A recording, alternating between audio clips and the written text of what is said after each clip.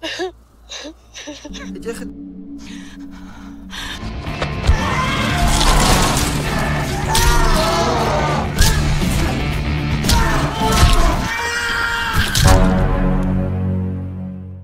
apa kabar semuanya? Semoga kalian semua sehat. Kali ini si Bray akan membahas alur cerita film berjudul Hunting Emma, yang mana ada seorang guru SD harus diburu oleh kawanan mafia karena tak sengaja melihat mereka sedang membantai.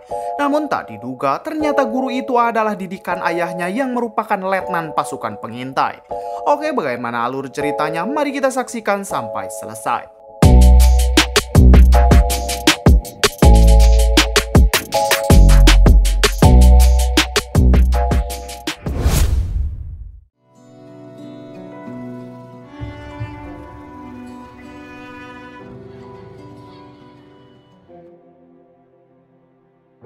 Di awal film kita akan diperkenalkan dengan guru cantik bernama Emma yang sedang mengajar di sebuah sekolah di Afrika Selatan. Pada hari itu adalah hari terakhir Emma mengajar menjelang liburan sekolah. Di sini Emma berniat untuk berlibur sendiri ke rumah ayahnya yang berada di luar kota. Karena ternyata pada saat ini Emma sedang galau setelah bertengkar dengan pacarnya tadi malam. Saat Emma hendak keluar, tiba-tiba ada seorang penjaga loker yang memberitahu Emma kalau sepupunya menitipkan alat camping untuk dibawa Emma ke rumah ayahnya. Let's see. Well, okay, bye. Bye. Singkat cerita, Emma sudah berada di mobil menuju rumah ayahnya untuk menghabiskan masa liburan. Di sini Emma juga menghubungi ayahnya untuk memberitahu kalau ia sedang dalam perjalanan menuju ke sana. Emma yang sedang galau sempat bercerita mengenai pertengkaran dirinya bersama si pacar. Mendengar hal itu, ayah Emma mengatakan apakah dirinya perlu menghajar pacarnya. Ternyata ayah Emma ini merupakan mantan letnan pasukan khusus. Emma berusaha menenangkan si ayah dengan mengatakan kalau ayahnya tidak perlu khawatir dengan hubungan mereka. It's my job to worry.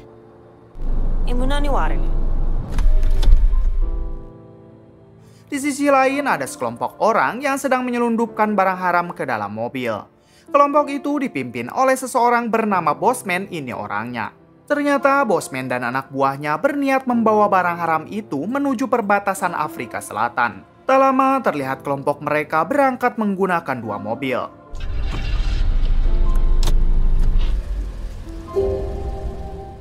Saat di perjalanan, keponakan Bosman yang bernama Pete terlihat ketakutan karena baru hari ini Pete bergabung bersama kelompok Bosman. Mengetahui keponakannya sangat panik, Bosman mengatakan kalau semuanya akan baik-baik saja. Okay. It's okay, Pete. Kembali ke Emma yang tiba-tiba mendapat pesan dari pacarnya. Pacarnya itu mengatakan kalau ia masih sangat mencintai Emma. Melihat pesan tersebut, Emma yang juga masih sayang kepada pacarnya terpaksa turun dari mobil hanya untuk membalas pesan. Diketahui mereka bertengkar karena Emma tak sengaja melihat pacarnya itu memukuli seseorang. Emma yang sangat tidak suka kekerasan tentu sangat marah dan kecewa terhadap pacarnya.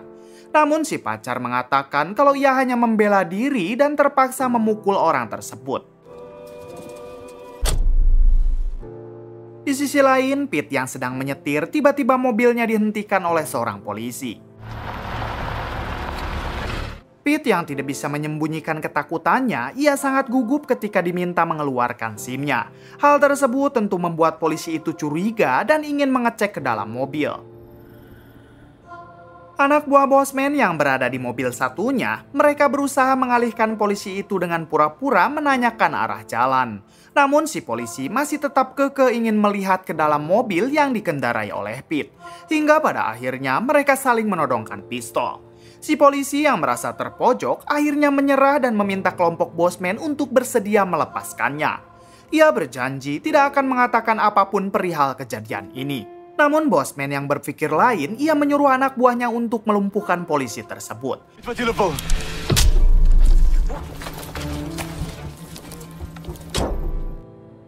Kemudian mereka membawanya ke lokasi yang sangat sepi. Di balik itu, Emma juga ternyata melewati jalan itu. Sayangnya saat Emma berada di dekat lokasi kelompok Bosman, mobilnya tiba-tiba mogok. Emma berusaha menghubungi ayahnya, namun lokasi itu tidak ada sinyal. Kembali ke kelompok Bosman yang ternyata mereka berniat menghabisi polisi yang suka nilang ini. Bosman menyuruh Pete untuk mengeksekusinya. Namun Pete yang tidak tahu cara menembak, ia disuruh Bosman untuk menembak batu terlebih dahulu.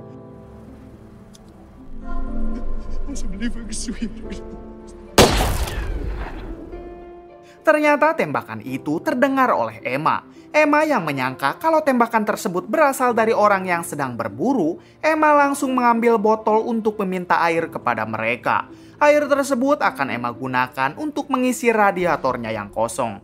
Kembali ke kelompok Bosman, ada salah satu anak buahnya yang tidak setuju jika polisi itu harus dihabisi. Namun Bosman nampak tidak menghiraukannya dan akan tetap menghabisinya.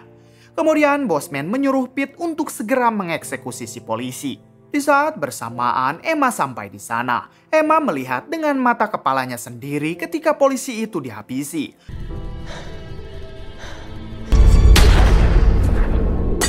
Hal tersebut tentu membuat Emma syok dan tak sengaja menjatuhkan botol yang ia bawa. Karena suara pecahan botol itu, kelompok Bosman menyadari kehadiran Emma lalu mengejarnya. Sayangnya Emma yang berusaha kabur berhasil ditangkap oleh mereka. Kemudian Emma dibawa menghadap Bosman. Di sini mereka berencana untuk mencucus Emma sebelum menghabisinya. Tanpa disadari, ternyata si polisi masih hidup dan diam-diam berusaha masuk ke dalam mobil. Sebelum mengapa-apakan Emma, perhatian mereka teralihkan dengan si polisi yang sudah berhasil kabur dengan mobilnya. Semua anak buah Bosman berusaha mengejar, namun nampaknya mereka tidak mampu. Di sisi lain, Bosman dengan santai menembak si polisi itu dari jarak jauh. Hingga akhirnya si polisi benar-benar tewas. Di sisi lain, Emma berusaha melepaskan borgol yang ada di tangannya.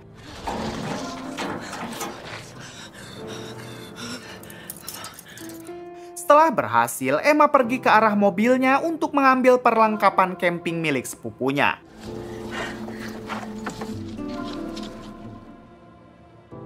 Salah satu anak buah Bosman yang tadi ditugaskan menjaga Emma baru sadar kalau Emma telah melarikan diri. Tak lama Bosman dan yang lain berdatangan. Bosman sangat marah setelah tahu Emma melarikan diri karena Emma adalah satu-satunya saksi hidup yang mengetahui kejahatan mereka. Saat itu juga mereka langsung berusaha mencari Emma. Emma sendiri terlihat sedang bersembunyi di balik batu dengan perasaan syok dengan apa yang telah terjadi kepadanya. Kemudian Emma mengambil teropong, sebilah pisau, dan serbuk pembersih air minum. Di sisi lain, ayah Emma mulai cemas karena seharusnya Emma sudah sampai ke rumah. Ia beberapa kali mencoba menghubungi Emma, namun tidak tersambung. Kembali ke kelompok Bosman, ada salah satu anak buahnya yang menemukan identitas Emma di dalam mobilnya yang rusak. Orang tersebut langsung mengabarkan kepada yang lain melalui radio HT. Di sini Pete mengatakan kepada Bosman kalau ia bisa melacak Emma melalui jejak kakinya. Hal tersebut dikarenakan Pete adalah mantan penjaga hutan.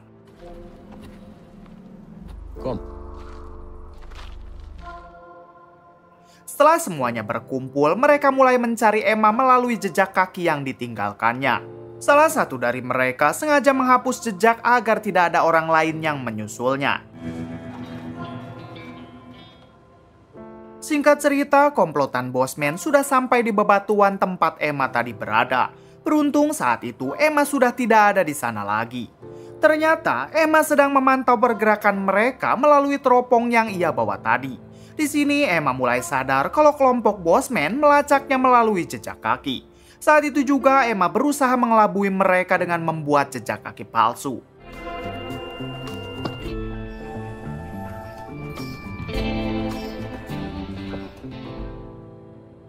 Ternyata hal tersebut membuat Pete si pelacak handal kebingungan.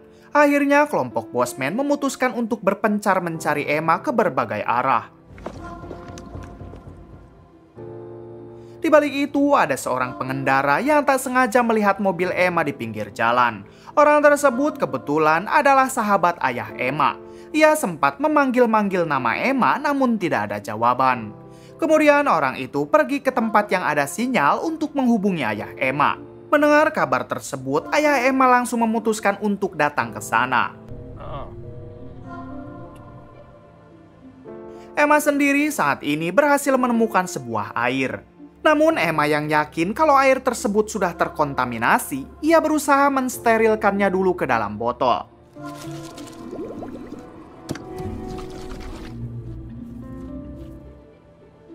Tak lama kemudian, dua anak buah bosman yang bernama EJ dan Bula melihat Emma dari kejauhan. Saat itu EJ ingin mengabari yang lain, namun Bula yang berjiwa mesum malah melarangnya. Ia ternyata berencana untuk mencucus Emma sebelum melaporkannya kepada yang lain. Bula meminta EJ menunggu sementara dirinya akan turun menghampiri Emma. Di balik itu, ayah Emma telah sampai ke dekat mobil yang ditinggalkan Emma. Saat memeriksa area sekitar, si ayah sadar kalau ada seseorang telah menghapus jejak kaki. Ayah Emma dan sahabatnya berusaha mencari petunjuk di tempat lain. Hingga pada akhirnya, si ayah dapat menyimpulkan kalau ada 4 atau 5 orang yang sedang memburu Emma. Mendengar hal tersebut, sahabat ayahnya langsung menyarankan untuk segera meminta bantuan polisi. Namun ayah Emma mengatakan percuma lapor polisi. Si ayah nampak tidak khawatir sedikit pun terhadap Emma sebab Emma dari kecil dilatih oleh dirinya. Emma sudah sangat mahir dan tahu bagaimana cara bertahan hidup. Namun diketahui Emma memiliki kelemahan yaitu dalam hal menembak. Wat kan je gevuld doen? Doe wraak voor, maar hoekom? Maar niet voor vuurwapens, nee. Kembali ke si mesum Bula yang saat itu menodongkan pistol ke arah Emma. Emma memohon kepada Bula untuk mau melepaskannya karena ia sangat tidak suka dengan kekerasan. Mendengar hal tersebut tentu Bula tertawa. Ia masih menganggap kalau Emma adalah wanita lemah. Akhirnya dengan terpaksa Emma menghabisi Bula dengan pisau yang dibawanya.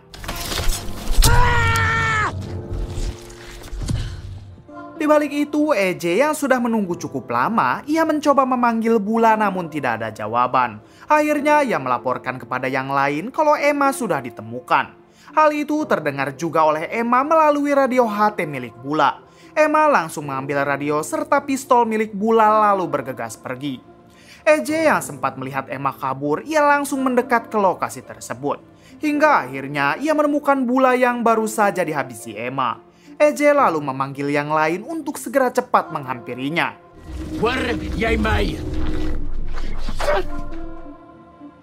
Tak lama Emma menghubungi mereka melalui radio HT milik Bula. Di sini Emma menantang mereka untuk segera menangkapnya dan apabila mereka tidak berhasil dalam waktu 2 jam, Emma akan menghubungi polisi untuk melaporkan mereka melalui radio yang kini berada di tangannya. Tak lama datanglah bosman dan yang lain ke tempat jasad Bula. Mereka yang kehausan tanpa pikir panjang meminum air yang ada di sana kecuali bosman. Setelah itu mereka bergegas kembali mengejar Emma. Di sisi lain, EJ yang sudah sampai lebih dulu ke dekat bebatuan berusaha mencari Emma di bawah. Namun tiba-tiba ia dilempar batu oleh Emma dari atas yang menyebabkan EJ tewas saat itu juga. Setelah itu Emma terus memantau mereka melalui teropong. Hingga di suatu kesempatan bosman menemukan Emma lalu menembaknya. Beruntung Emma dapat menghindar dari tembakan tersebut. Sementara Pete yang tadi sempat meminum air yang sudah terkontaminasi sekarang mulai melemah. Hingga Pete melihat Emma yang sedang berusaha masuk ke dalam rumah-rumah kosong yang ada di sana. Saat itu juga bosman kembali menembak Emma dari jauh, namun lagi-lagi tembakannya meleset. Kemudian bosman menyuruh ketiga anak buahnya untuk mengepung ke rumah-rumah kosong tersebut sementara dirinya akan membidik dari kejauhan. Emma sendiri terlihat sudah berhasil masuk ke salah satu rumah kosong.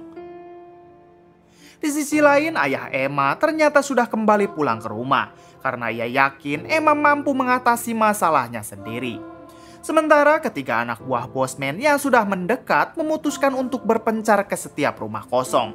Hingga di suatu kesempatan Emma berhasil menghabisi satu anak buah bosman.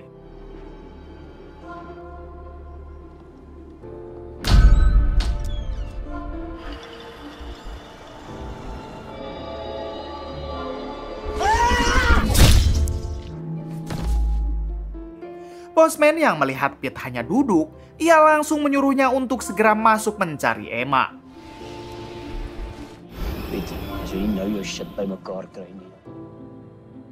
Namun saat Pete masuk, Emma berhasil memojokkannya. Di sini Pete memohon kepada Emma untuk mau melepaskannya dan berjanji tidak akan mengejar Emma lagi. Emma yang merasa kasihan akhirnya mau melepaskan Pete. Namun saat Pete keluar, ia malah berteriak sambil mengatakan kalau Emma ada di dalam. Alhasil Emma langsung menghabisinya dengan sebilah pisau. Pete! Itulah! Setelah itu Emma masuk ke rumah kosong lainnya dan ternyata di sana ada satu anak buah bosman. Ia yang menyadari Emma telah masuk langsung mengecilkan suara radionya lalu bersiap menangkap Emma. Hal tersebut ternyata membuat bosman bertanya-tanya kenapa tidak ada satu anak buahnya yang menjawab. Alhasil bosman memutuskan turun ke bawah. Sementara satu anak buah bosman yang tersisa akhirnya berpapasan dengan Emma hingga terjadi baku hantam antara mereka.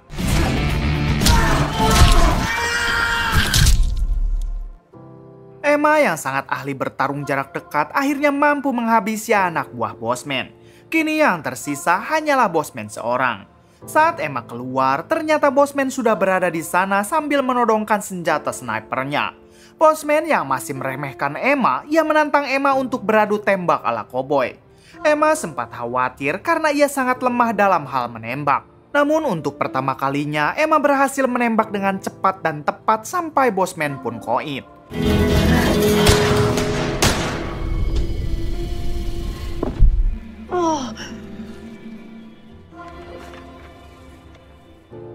Singkat cerita, walaupun Emma sempat tertembak di bagian bahunya, ia masih kuat berjalan pulang menuju rumah ayahnya. Saat Emma berpelukan dengan si ayah, ia mengatakan kalau hari ini ia baru saja latihan menembak. Di akhir film, saat Emma sudah berada di rumah sakit, ia kembali menghubungi pacarnya untuk meminta maaf. Emma yang sebelumnya sangat tidak suka dengan kekerasan, sekarang sadar kalau kekerasan kadang perlu dilakukan ketika dalam keadaan terdesak. Tamat. Bagaimana menurut kalian? Jika kalian sedang dibegal dan mulai terdesak, apa yang kalian akan lakukan? Apakah akan melawan seperti Emma atau diam saja? Coba komen di bawah.